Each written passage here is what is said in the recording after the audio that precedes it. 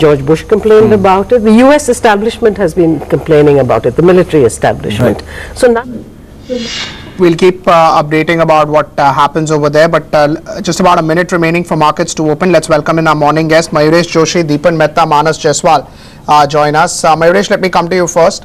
What would be your call on Nifty? Where can the Nifty stop, or it's likely to be a free fall?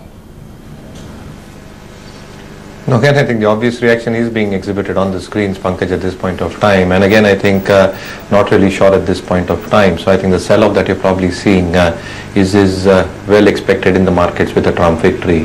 So largely, I think let the market stabilize. I think you might see a further pressure, selling pressure, probably even if the markets open.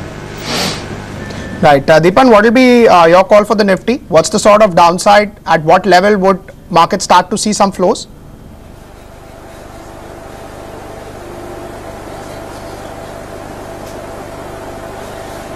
And that's very difficult to answer, and we've been in this position several times in the past 10, 15, 20 years or so, and at times like this where the uncertainty is as high as it is, it's not wise to set a bottom or set a particular point from where the market should turn.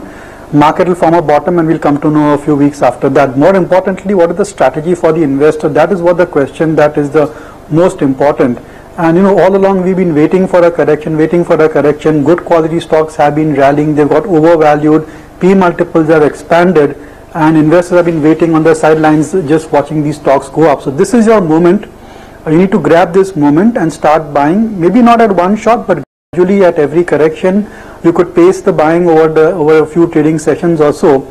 But certainly for anybody who's looking to increase exposure to equity, this is the perfect time, I think, because at the end of the day, I think Indian fundamentals are not going to be impacted by the Donald Trump victory, nor are they going to be impacted by the recent the event of last night. Right. Where the So, Deepan, markets have opened. Sensex is down 1,600 points. Nifty is down 500 points. Hindalco on your screen is down 8%. ONGC is down 6%. Sun Pharma is down a full 10%. Top, losers. ONGC is down 6%. Reliance is down 5%. 944 for Reliance. HDFC is down 5%. 1,320. Such days have proven to be a bottom sort of a day for the market as well. ICICI is now down 11%. 252. So it's just like a free fall. Adani Ports is down 10%, 261, 28, 29 rupees decline. Would not be, surprised if actually it falls more from here on. BHEL down close to about 10 odd percent, 129. Hindalco is down now a full 10%.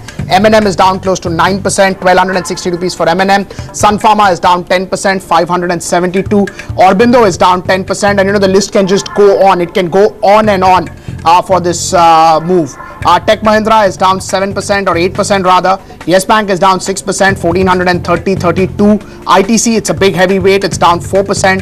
BHEL is now down 10%. Ambuja Cement is down 10%, 223. This is called, classically it is called that, it's probably, just a reaction that you're seeing to these two developments. But the big question is that whether this reaction will bottom out today. Markets will factor in this fully, but that is not something which you get a sense right now. Grasim is down a full 10%, 90 rupees decline. Infosys is down 8%. Eicher Motors, it's a big name where a lot of growth is expected, but it's down close to about 10% right now. Just 800 shares traded. Infosys is down close to 7%, 907, 908 for Infosys. That's the sort of level that you're seeing on Infosys right now. I think PE-wise, it would be one of the cheapest stock in the Nifty 50 pack. Asian Paints is down close to about 10 odd percent, 960. Coal India continues to decline. Let's just look at some of the mid-cap space as well. I think that's where the carnage would happen. That's where a lot of HNI holders are there. This is India Bulls Real Estate, IBREL. A lot of, hue and cry as to what will happen to real estate prices. So that's down. Prestige Estates is down 18%. That's another real estate name. Bharat Financial Inclusion, also known as SKS Microfinance earlier, is down 17%. Diwan Housing, that's a housing finance company, it's down close to about 15 odd percent. India Bull Housing is down 15. Muthoot Finance, gold finance companies, what happens there also is somebody's question mark. Dish TV is down 14. NBCC is down 14. Reliance Infrastructure, ADAG Group stock, down 15. Gujarat Fluorochem down 13. Bajaj Finserv down close to 13. Titan is down about 13 odd percent. Walk Hard is down close to 13 odd percent. Even if these prices are the way they are, it will definitely create some scare for any long-term investor what to do, how things would go ahead. Coromandel International is down close to 12%, and you really, don't expect that, an immediate recovery can come in with such sort of carnage just coming into 3 minutes. Aisha Motors 10%, Jaikumar Infra on your screen 20% down, Delta Corp is down 20%, 32 points down for Delta Corp, Radico Khaitan is down 18, Suntech Realty is down 19, Bharat Financial, SKS Microfinance is down 18%. The classical PE contraction, what you're seeing. High PE companies will sell more because that's where the holding is, that's where you can liquidate, and that's why, a knee-jerk reaction can be the way it is. Sonami Ceramics is down 14, Simplex Infra is down 18, Anand Raj is down about 18 odd percent, JM Financial is down 16%, 72 rupees for JM Financial, Unitech is down 17, Religare is down close to about 17 to 18 odd percent. Let's look at some of the volume movers as well, and mind you, today volumes would be very, very high. So, that's something which one should keep a note of. Okay, ICICI Bank has recovered now. It's down about 5% only. Day's low was around 245. SBI is now down just about 3 odd percent, 245, and Axis Bank is down close to about 4 odd percent. ITC has recovered. Ashok Leyland is down 6%. PNB is down close to about 6 odd percent, and Steel Authority of India, SAIL is down close to about 12 odd percent. Vedanta is down 7, BHEL is now down 7, it was down I think 11% earlier. So there was that sort of sell-off that you saw. Hindalco is trying to recover, so it's in and around the day's low for Hindalco as well. Arcom is down 7%, it's at 40 rupees. HCC is down 8%, Idea is down close to 6%. Tata Motors is now down about 519 for Tata Motors, 3% down. I think in the morning it was down much more, so it's now down just about 4 to 5 odd percent. That's what you're getting in for Tata Motors. Tech Mahindra has also recovered. It's now down 5%. In fact, Nifty has recovered. So, Nifty was down about 450 points earlier in the day when we started. Now it's down close to 320 odd points. So, not looking that good for the market. Still we are down about 3 odd percent. Deepan, you were mentioning about the strategy in such markets. One should just wait and watch now with the prices. Don't be in a hurry to sell. Don't be in a hurry to buy.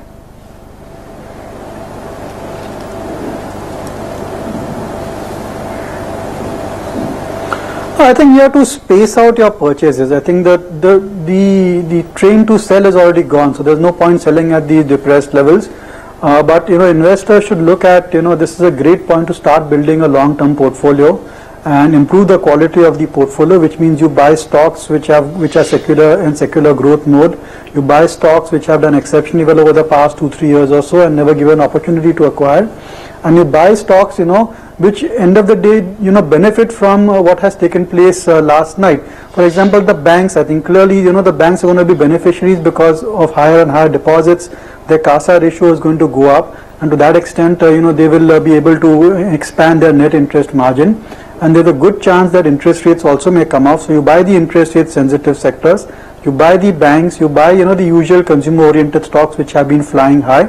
But important to just space it out. Don't buy everything at one go. Just space it out over the next 2-3 weeks or so, and hope to buy higher and higher at every declines. So not to chase the stocks up or down, but buy in a more methodical and in a spread out manner. I think that's the strategy that will work very well. It has worked in the past on such panic days. I think it will work this time as well. And I reiterate, I think whatever the events have taken place overnight is hardly going to have any impact on the underlying long-term fundamentals of India's economy or corporate profits for that matter. Right. Manas, what will be your call on Nifty? 343 down now at 8200? Now if Nifty breaks 8150, then I think it can go and test around 7900, because that is a 50% touchment level of entire rally from 6800 to 8900. So I'm still bearish on the markets. I think Nifty will not sustain on higher levels, especially above 8200, 8250. So I think if you're long, then I think you should exit on any bounce back right now. Right. As far as positions are concerned, Mayuresh, what will be the sort of impact when you see such prices, such decline? Even big bulls, big long-term investors get scared. Oh, absolutely. I think seeing red on the screen is not a pleasant sight. specifically for long-term investors. But largely, again, Pankaj, I think both the moves have come at a time when nobody was expecting it. So largely, I think a Trump victory is something that the markets are now gestating or trying to gestate, and the move by the Modi government yesterday, brilliant move structurally from an economic perspective. The macros will improve, the fiscal deficit will come down, the tax to GDP ratio will improve drastically over the next few years. But again, I think some distortions are expected because I think small and mid caps will face the brunt. And largely, I think if you couple both the events together, I think the scenario that is panning out is an expected reaction. How do you approach this at this point of time? Yes, I think long-term investors holding qualitative stocks should definitely hold. And as the pen was mentioning, I think there's no point selling after a 16, 17, 18% drop that you've probably seen in prices at this point of time. And again, I think selectively, I think you should be probably expecting the markets to stabilize over the next few days. Once that happens, I think selectively one should start nibbling in. Maybe 10% is the way I would look at qualitative stocks which have corrected. And again, I think that is the way taking the markets in your stride over the next few weeks. Because I think if Trump talks the talk, what he was talking about in terms of trade wars, you've seen the depreciation happening on the Mexican peso. And if that probably starts emanating into a reality, I think that uncertainty the markets will not gestate and like. So largely, I think let the markets stabilize over the next few days. Once you're seeing some signs of stability happening, I think you can put a little bit of your money to work, but not entirely. I think so. It's a wait and watch for me at this point of time. Right. I think there's some update on the US election as well. Donald Trump, I think, has won in Florida. Let's just look at it, what's happening over there. Sensex, meanwhile, is down about 1,000 points and Nifty is down about 326 points. Okay, I think we'll get update from there, but right now there's no major update. Deepan, what happens in the mid-cap space? What happens in the mutual fund side of the market? With NAVs falling 10%, 15%, you think there'll be a redemption rush over there as well? So that could just be a technical factor to watch out in the next 3 to 4 months?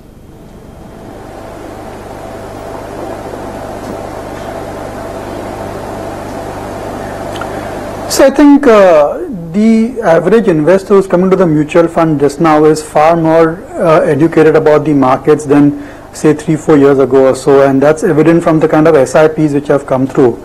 So I'm not too perturbed about the mutual fund redemptions being a major issue for our market. The biggest problem of selling is going to come from the FIIs and the sovereign funds and the hedge funds or the leverage players over there. But I don't think domestic investors have much to fear. In fact, mutual funds will take this opportunity to push their schemes even harder to existing investors who have been sitting on profits, who have seen good returns for the past 3 years or so, and they will take this opportunity to up the marketing pitch for equities per se, and this is a fantastic opportunity to increase exposure to equity. That's what their tagline will be. So I'm not too perturbed about that side of those players per se coming and liquidating. In any case, I think you will see the insurance companies, the domestic banks, domestic insurance companies are being in full swing in the market today, supporting it as they have always on such panic days. Right. No, I'm not talking about that, they would support or not support. I'm just saying that, say whatever outcome is or whatever happens, with such sort of fall, there seems to be a psychological effect to go ahead and sell. So that may be a factor to watch out for.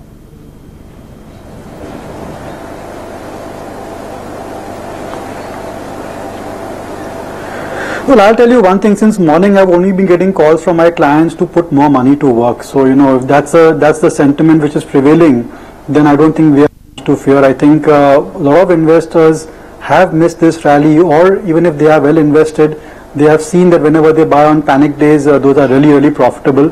So, I'm very hopeful that Indian domestic investors, HNIs, retail, whether through PMS, to mutual funds, to insurance. You print more money. Tax deductions. You print more money. Yeah. Should fit his style very well then, It's almost impossible for the U.S. for the reasons you mentioned to go bankrupt. So he operates with that room for maneuver. Print money is one way you do go bankrupt. Too big to fail. But we're going to see how the private sector business model works under his presidency. So one thing which can it be run like Bra this? said that Clinton supported woman said, "Can you see the horror in my eyes?"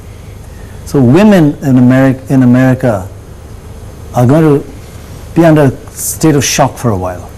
How are they going to handle this? I think there will be a lot of resistance from the establishment itself, I mean the old establishment, so it's not going to be easy for him. So there will be challenges, and there will be ways in which you can be stymied, but I think, but there will also be people moving towards him, both on the corporate side I mean, and the let's Wall look Street. at guns. He's going to have a lot of support on guns being much more openly available.